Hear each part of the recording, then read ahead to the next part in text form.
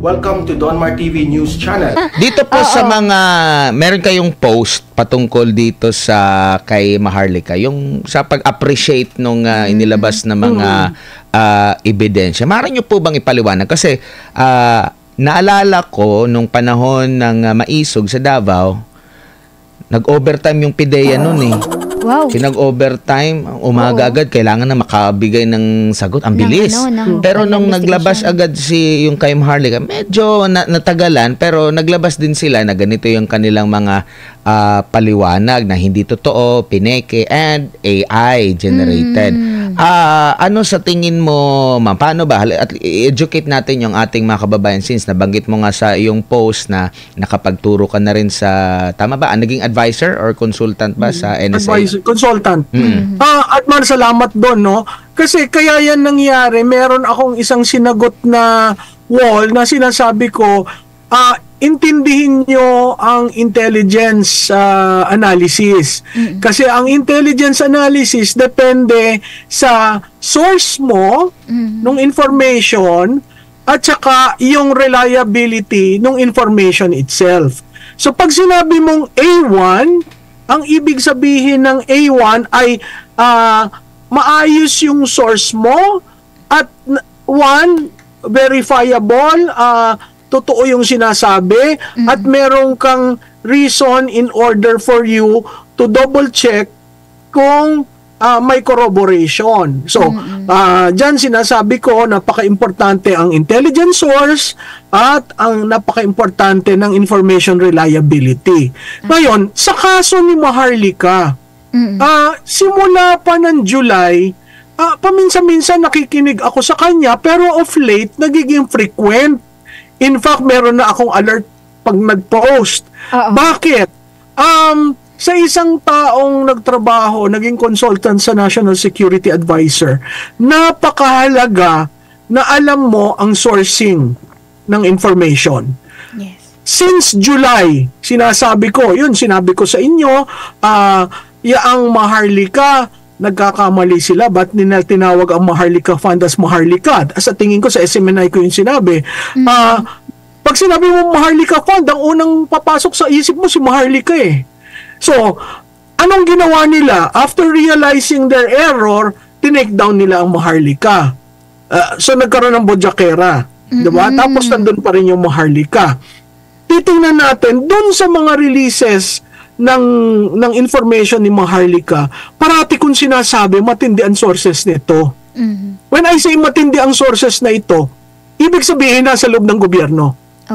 Or, kasama siya, may personal knowledge yung taong yun na nagpadala ng information kay Maharlika.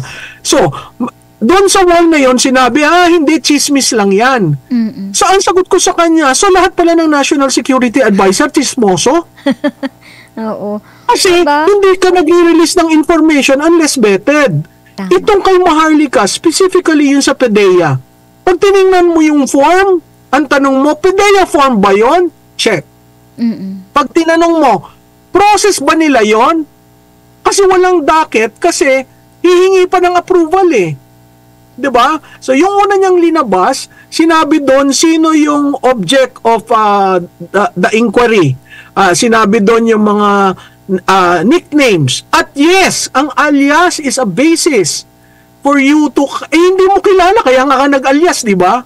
Alias Jando, tsaka mo palang ma-establish pag nagkaroon ng operation. So, dalawang documents yung release ni Maharlika.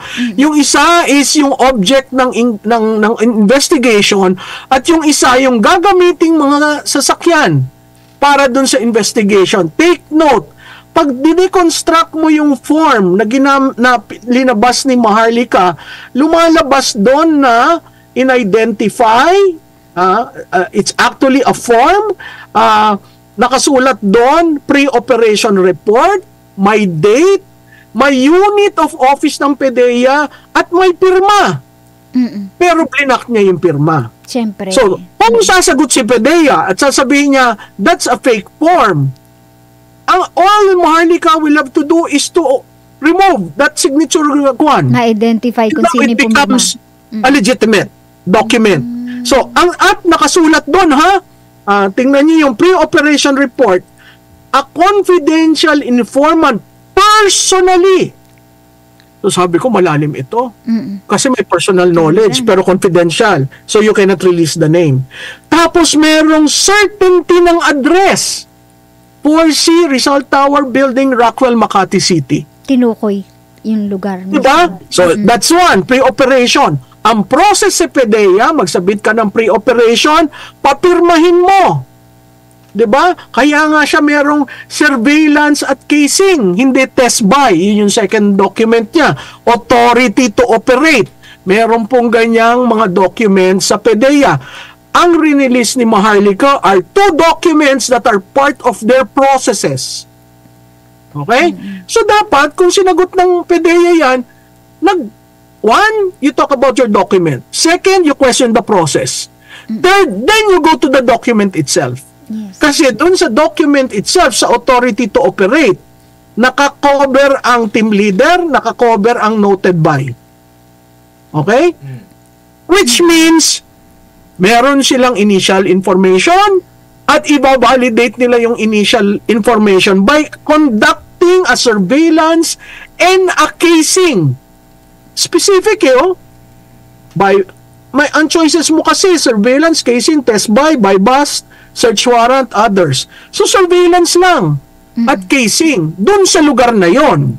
Okay? Ang sagot, that's a fake document produced by AI. Sa tingin ko, mahirap makaproduce ng AI bearing your logos and all these procedures and processes.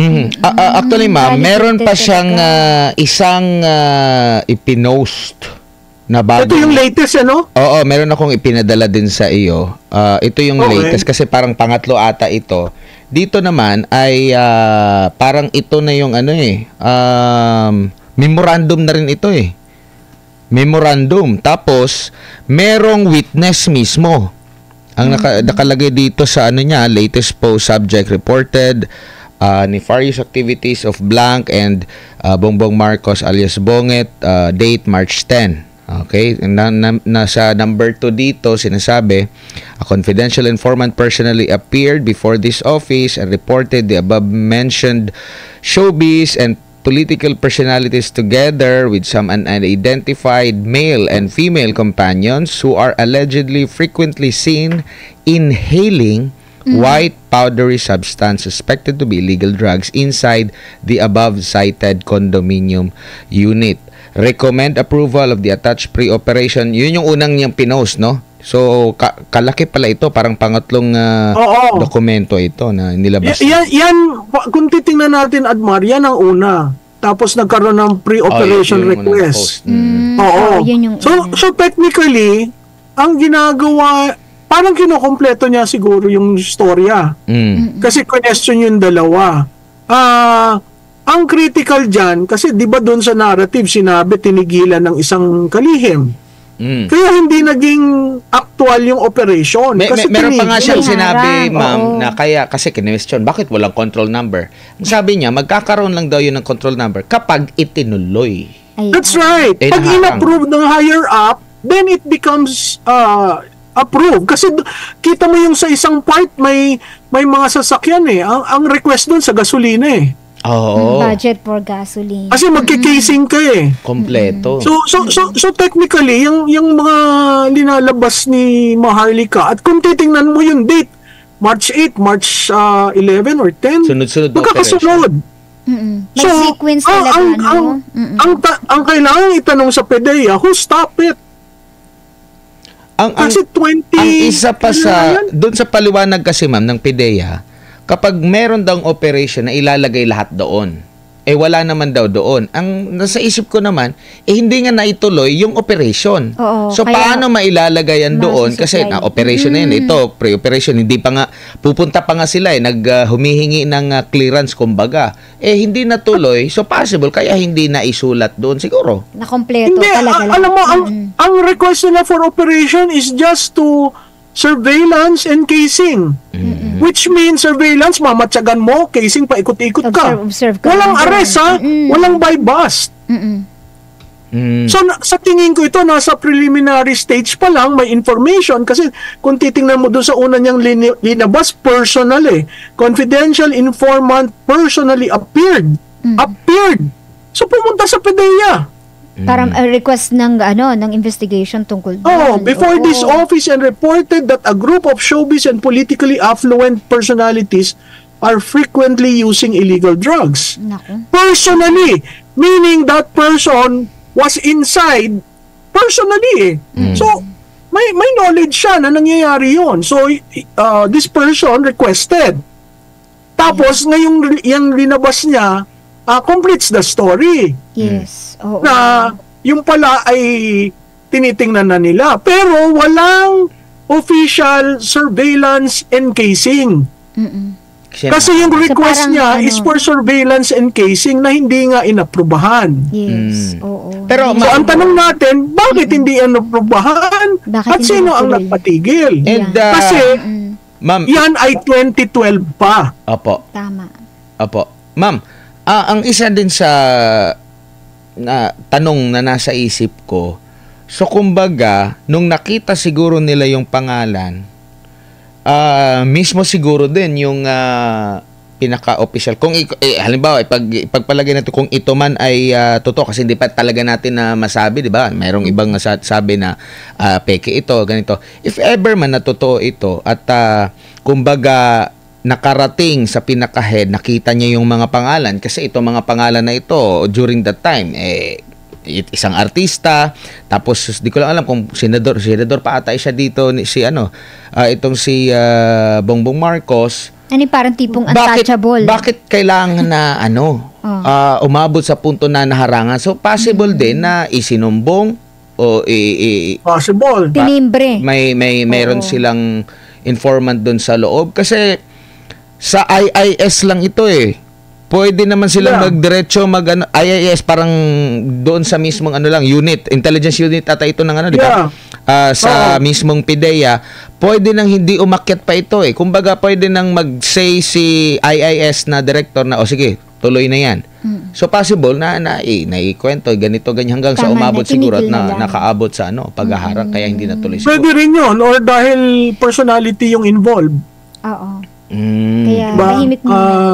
So high value person. Siguro ma'am, huli na lang. Kung ikaw ay strategist ng inaakusahan na nito ma'am, ano ang tapos yung iyong kliyente ay naniniwalang hindi siya naniniwala dito, anong magandang gawin? Drug test na lang siguro. Para matapos yung issue tungkol dun sa yung drug test na hindi ihi. Yung drug test na sa buhok or sa dugo. Blood, oo. Diba? Oo. At dapat highly it's not publicized. done by your physician, may third party na nandun para makita. Kasi you need to rest this once and for all. Yes. Kasi an allegation that a president uses cocaine and has been using, this is 2012, today we're 2024, so that's 12 years ago. You know how it impacts on the brain. Tsaka ano pa ma'am, kaya nga sabi nila mapagkakatiwalaan daw si Maharlika dahil meron din siyang inilabas na CCTV mismo noong insidente na sinasabing nanakit daw yung mismong PDEA chief. Saan siya nakakuha nun kung wala siya talagang informant doon mismo sa loob? So kumbaga hindi mo maisasantabi. Yung sources ng information mo ni Maharlika are really, really very good. Because they're all, hindi naman all, but either they're person involved and has personal knowledge, and two, from internal. Yes, oo. But yun ang sakit nitong administration na ito from day one, which I think I mentioned, the leakages are too many. Naalala ko tuloy yung issue naman kay Senador Bongo, yung inakusan siya ni Trillanes na mayroong dragon. Naghubad siya. 'Di ba kasi ano siya na talagang gusto kong Tahasang sampalin sa mukha ng katotohanan Tahasang nitong dragon. ano na to. Tapos nakita sa likod talaga may bintusa. Hindi dragon. Yeah, I remember that. Hindi dragon yung nakita. So, kumbaga, edi pahiya ngayon yung Marka nag-akusa ng sa'yo. bentusa. So, pwedeng gawin niya ni PBB Mehat. Hindi lang pwedeng tawanan. Kasi nga, sabi ko nga kanina, yung nagsabi, halimbawa, ang una palang nagsabi pala nito, si Senadora Nikki Cosseteng. At ito rin yung gamit-gamit ni dating COMELEC Commissioner Guanzon. 'Di ba? Sa kanyang pangangampanya noon. Lagi niyang ginagamit, nagdadala siya ng coke, lagi niya sinasabing ngiwi. Hindi lang si PRRD tsaka itong si Maharlika. So marami din yan silang mga supporter, marami din yan silang So, tagal ba naman, may partner significant Admar, number. So para at least once and for all masettle ito lahat para at least makabawi din siya kung talagang siya ay naniniwalang hindi ito totoo at hindi pwedeng isang Innocent.